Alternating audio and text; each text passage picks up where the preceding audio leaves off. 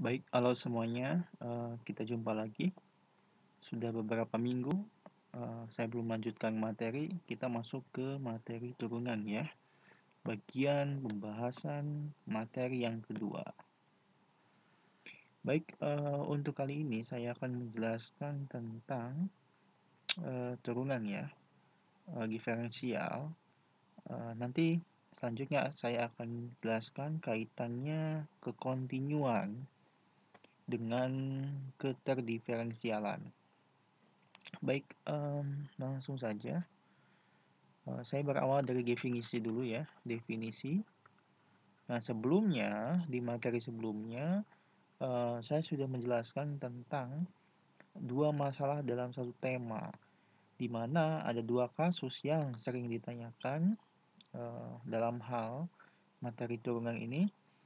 Nah, sekarang saya akan membahas mulai ke topik inti tentang turunan ya. Jadi definisinya adalah turunan, turunan fungsi f ya, turunan fungsi f itu adalah f aksen ya, simbolnya f aksen yang nilainya pada sebarang c. Nah, nilainya adalah f aksen c ya.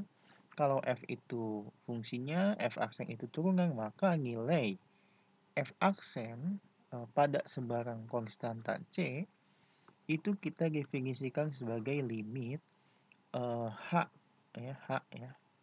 Biasanya dalam konteks yang lain, soal yang lain itu x ya. Bisa h mendekati 0, ya, f c plus h, kemudian dikurangi f c dibagi dengan h ya. Oke. Nah, bentuk ini sudah tidak asing lagi. Di materi sebelumnya saya sudah jelaskan bahwa konteks limit ketika mendekati 0 itu dikaitkan dengan definisi turunan ya. Oke.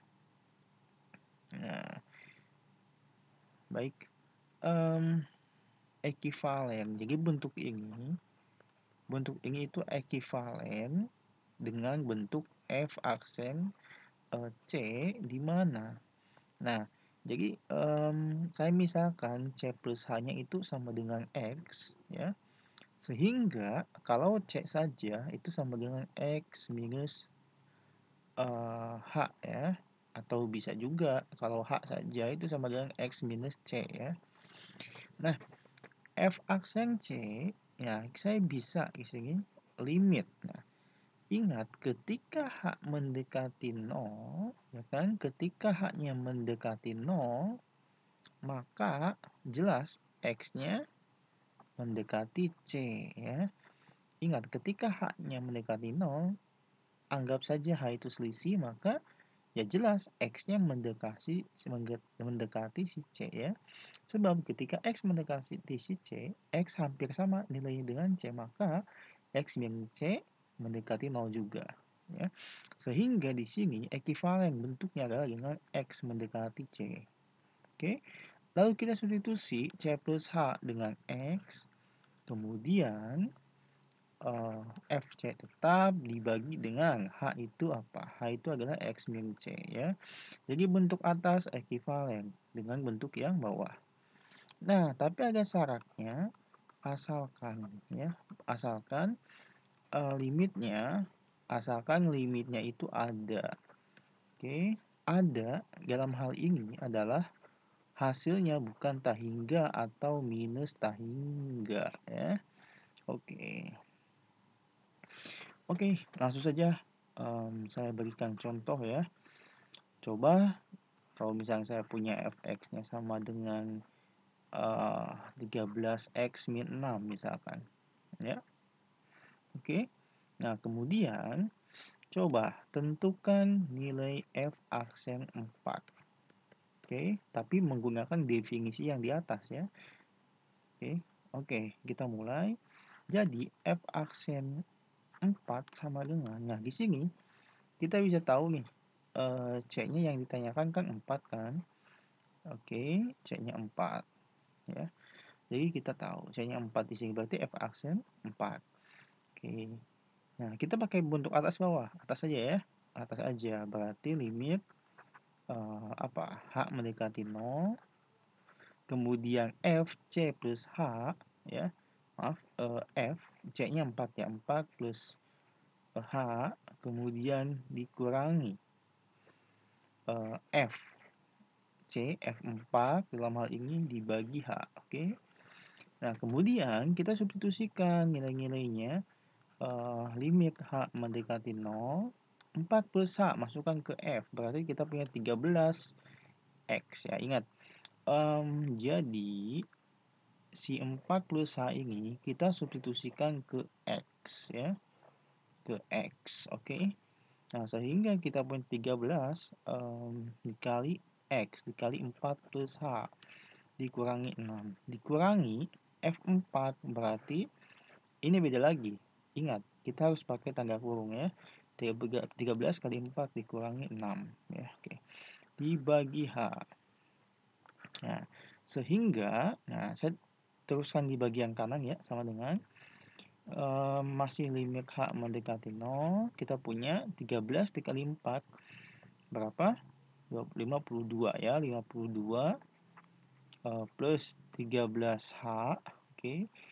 Ini 52 ya, 52 52 kurangi 6 berapa? 46 ya. Berarti ini minus 6 minus 46. Oke, dibagi H. Nah, ingat, 52 dikurangi 6 adalah 46. 46 dikurangi 46 habis. Nah, kita tinggal 13H dibagi H. H-nya coret habis. Sehingga jawabannya adalah 13. Ya, gampang. Oke. Next. Nah, setelah kita bahas contoh soal tadi ya tentang definisi turunan, kali ini saya akan membahas tentang diferensial dan kekontinuan. Oke, diferensial kan turunan ya, kata lainnya. Oke. Nah, topik tentang kontinuan kita tidak asing karena kita sudah membahas di materi sebelumnya. Silakan buka lagi video yang saya upload. Nah, langsung saja, agar F punya turunan ya, jadi si F memiliki turunan atau dalam hal ini kata lainnya adalah terdiferensialkan ya. Jadi kita harus bisa beradaptasi dengan kata-kata yang ada. Jadi ketika guru atau dosen menjelaskan, mereka kadang mempunyai kata-kata yang mereka suka. Mereka bisa bilang turunan atau diferensial ya. Oke. Nah, jadi supaya F punya turunan di X sama dengan C ya. Nah, syaratnya adalah ada dua.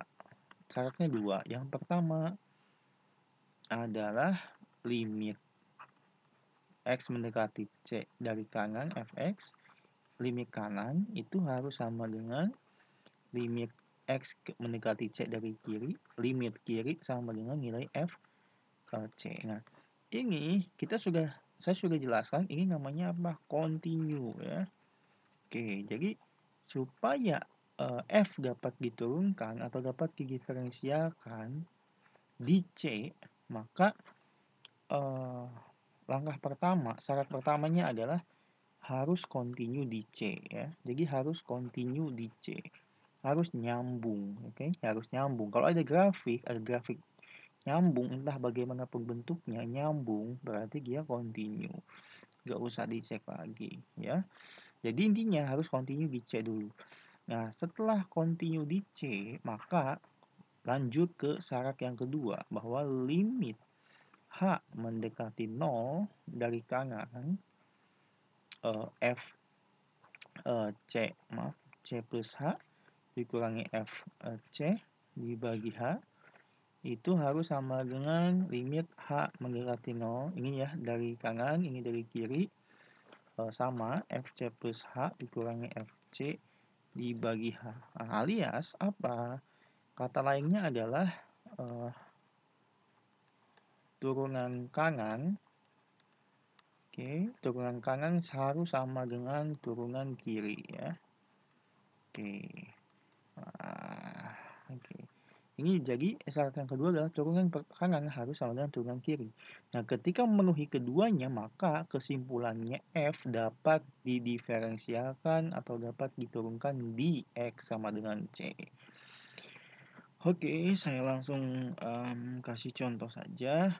Misalnya saya punya grafik ini, ya, saya punya grafik ini sumbu Y, kemudian ini sumbu X, saya punya grafik X sama dengan Y sama dengan mutlak X ya.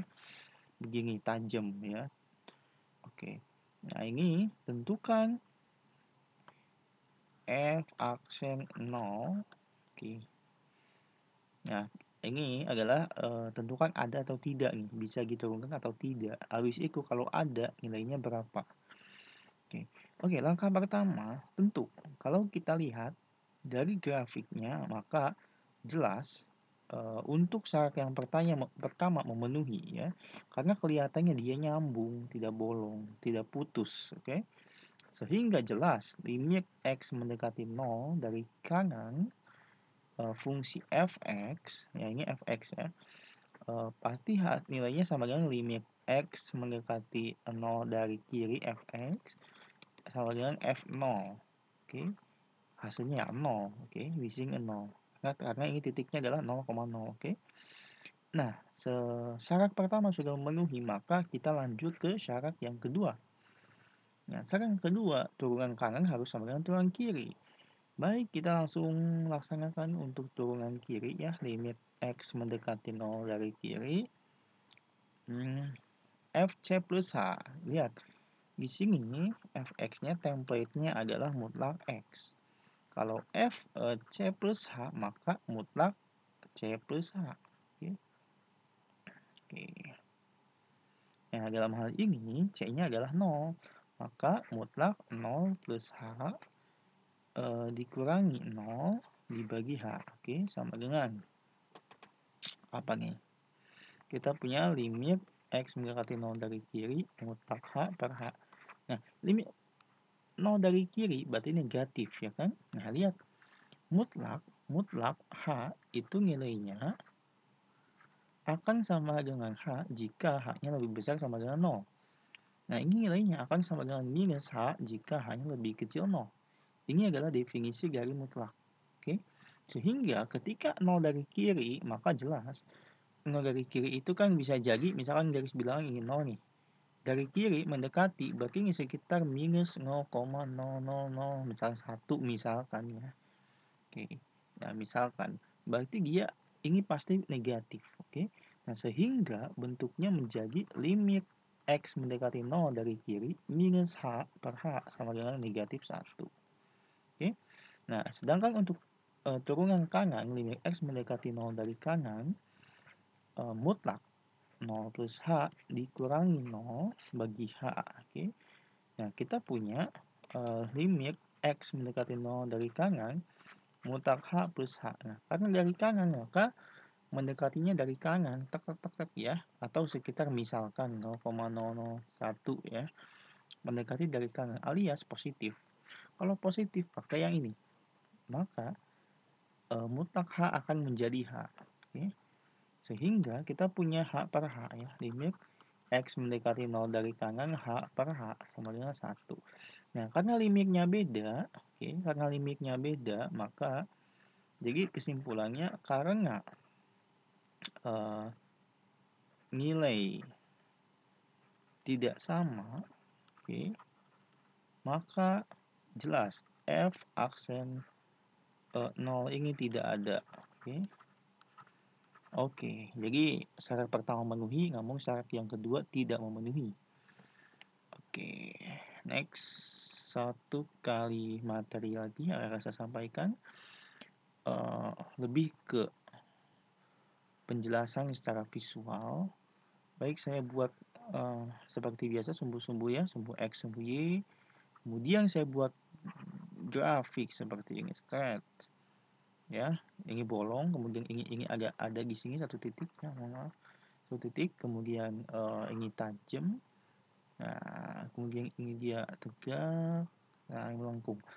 Baik, kita identifikasi untuk nilai x berikut, x di A, kemudian x di B, x di C, dan di D, ya. Nah, lantas bagaimana karakteristiknya? Oke. Nah, sebelum itu saya jelaskan tentang teorema. Jadi ada teorema, ya, berkaitan dengan ini. Jadi teoremanya adalah keterdiferensialan mengimplikasikan, mengimplikasikan kekontinuan. Jadi bunyinya adalah keterdiferensialan mengimplikasikan kekontinuan. Baik, maksudnya apa? Nanti akan saya jelaskan. Baik, yang pertama kita identifikasi dulu A. Nah, jelas ini dia bolong, ini nggak nyambung, oke? Ini nggak nyambung, maka ini tidak kontinu. Oke, tidak kontinu jelas, maka tidak terdiferensialkan, ya. Tidak terdiferensialkan. Oke, kenapa? Karena syarat bisa diferensialkan yang pertama adalah harus kontinu dulu. Baru harus kontinu, maka turunan kanan sama dengan turunan kiri, ya. Ini kontinu aja enggak, maka jelas nggak bisa didiferensialkan. Yang bagian B, nah bagian B ini adalah bentuknya hampir sama dengan apa yang saya jelaskan sebelumnya, jadi lancip, tajam, ya. Nah, kalau bentuknya tajam seperti ini, maka ini jelas kontinu, ya. Kontinu karena grafiknya nyambung, namun tidak terdiferensialkan. Oke.